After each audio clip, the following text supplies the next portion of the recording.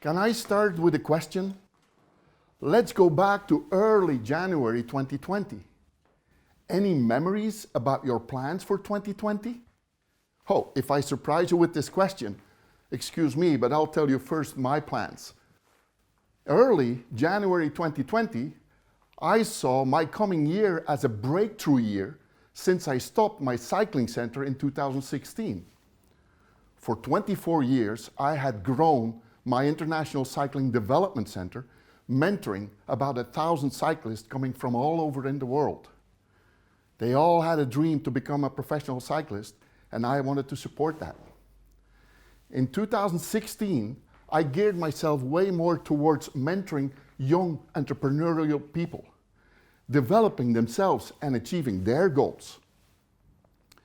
2020 looked good, with lots of mentorships, workshops, lectures, talks, including one of my dreams, my first TED Talk. Do you start to recall your 2020 plans? Okay, good. Then I have a second question for you. Let's go back to early January 2021. Any memories on your plans for 2021? That's a different question now, huh? For most of us, a huge difference. Some do not even have plans anymore.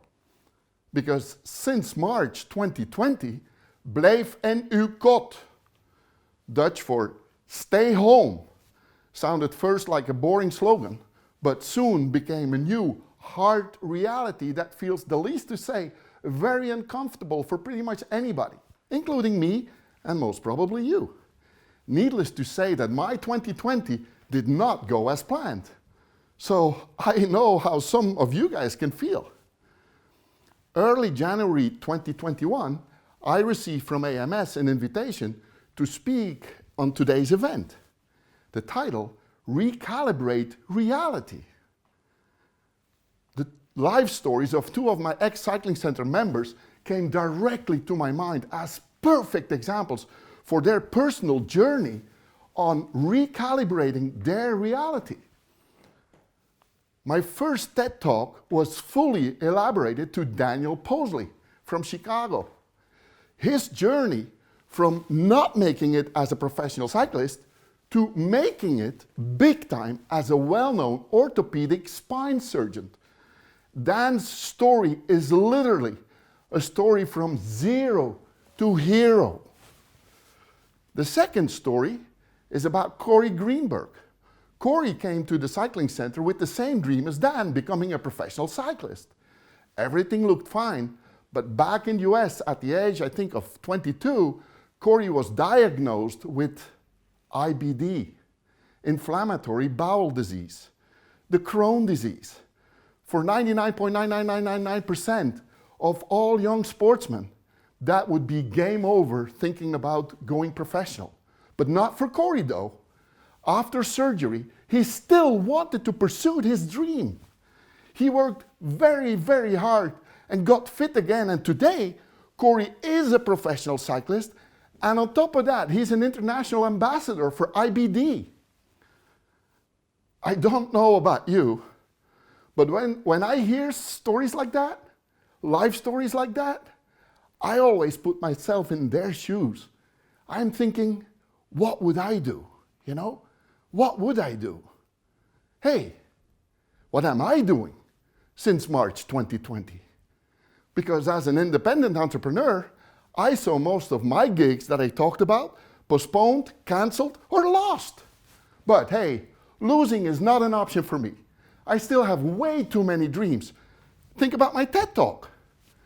I was in full prep for that TED Talk when my mentor, Jamie Anderson, made me realize that I could tell hundreds of stories like the one of Dan or Corey. He motivated me to bring those stories in a format of online interviews. Online interviews? I never did that before. And hearing all this, my American TED Talk coach, John Bates, suggested I should write a book about it. Writing a book? I never did that before. In the summer of 2020, Jamie motivated me to start making vlogs. Making vlogs? I never did that before. Even worse, I don't think that in my entire life I took 200 pictures.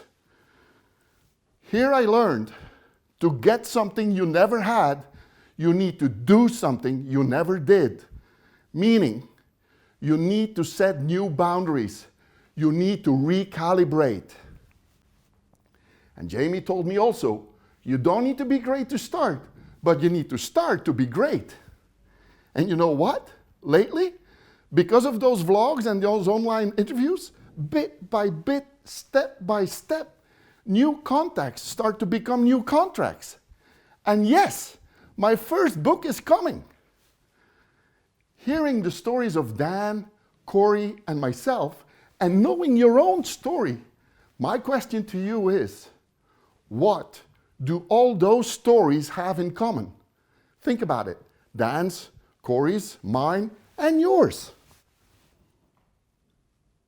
For all of us, at some point in life, reality changed radically because of an event we could not foresee. For Dan and Corey, crashes and sickness changed their reality radically. Their youth dreams, becoming a pro, vanished. You might have seen your dreams vanish. I did. You might have lost your job or partly lost your job. I did. You might have lost loved ones. Let's face it. Prior to March 2020, reality never changed so radical for all of us at the same time. But today, reality has changed so radical that we all need to recalibrate reality. We need to recalibrate our reality. We need to recalibrate ourself, and we need to do it ourselves. So this is the most profound moment in this talk. The question is not, do we need to do it, but how do we calibrate? How do we choose to do it? Because our life is the result of choices we make. Dan, Corey, myself, we choose to take immediate action. We did not wait for others to find ways to handle our problems, our losses, our uncertainties. We recalibrated ourselves with a winning mindset. You might think, of course, those guys are sporters. And in sports, that's all what they think about. Winning. Maybe it's the only thing they think about. No. Let me be clear. For us, winning is not about vanquishing our opponent, but it's about a mindset on how to measure where we are in our journey. We understand our life is a journey. It's an infinite game based on 4 winning mindsets. Allow me to introduce those 4 winning mindsets to recalibrate yourself. And I use the word self as an acronym, S.E.L.F. S for self-belief, E for enjoyment, L for leading language, and F for fortitude. So, let's start with self-belief. Winners all believe in themselves, as they are convinced that they practice harder, longer, better, more than anybody else. Take Dan as an example. 3 times in his life, people said he was crazy. The very first time, realizing that he was spending all his time and his money coming to Belgium for 3 years in a row, trying to become a cyclist. It's a niche sport in America. They told him he was crazy. The second time, when at the age of 29, he entered med school to become a medical doctor. Starting med school at the age of 29, you're crazy. And a third time, when he entered the army, because that was the only way for Dan to afford the studies to become an orthopedic surgeon, his new dream. But he also knew, signing in, that they would send him to the war zone in Afghanistan. They called him crazy again. But Dan's self-belief proved right, as he was recognized and officially highly awarded for his commitment and his heroism by the US Army. Dan believed in himself all the time because he learned to get something you never had, you have to do something you never did. Second letter is the E of enjoyment. Talking with Dan at some moment about like setbacks, there was one time he answered, it's recorded so you can see it. He answered with a smile from ear to ear, typically for him, Bernard, it was like arm crawling to success for me. It was so slow. It was like watching bladed grass growing. But I knew inside myself that I wanted this. So it was okay. It wasn't a challenge. It wasn't a struggle. It became a great journey ever since. The L of leading language.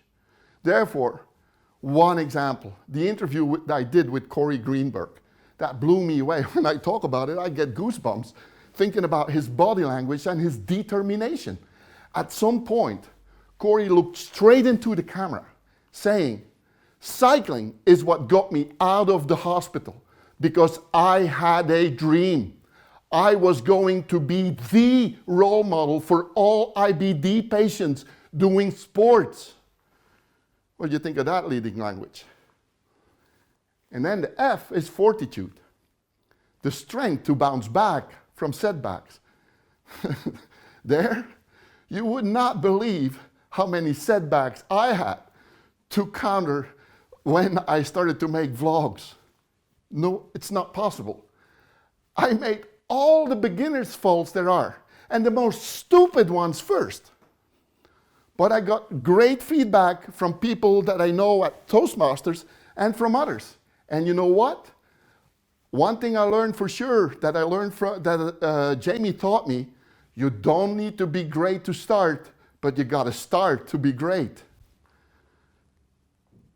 Do you agree that both Dan and Corey's first reality, their dream becoming a pro cyclist, was the combination of chasing that dream and their winner's mindset? But their first reality changed so radically, they needed to recalibrate their dreams. But they kept their winner's mindset, and it's still the same today. All these stories made me conclude two things. One, we all have a certain winning mindset, but for many it is dormant because they became comfortably numb. To recalibrate yourself, we need to kick the winning mindset to life again. But how? And that's point number 2. Practice more, better, longer to grow your own self-belief.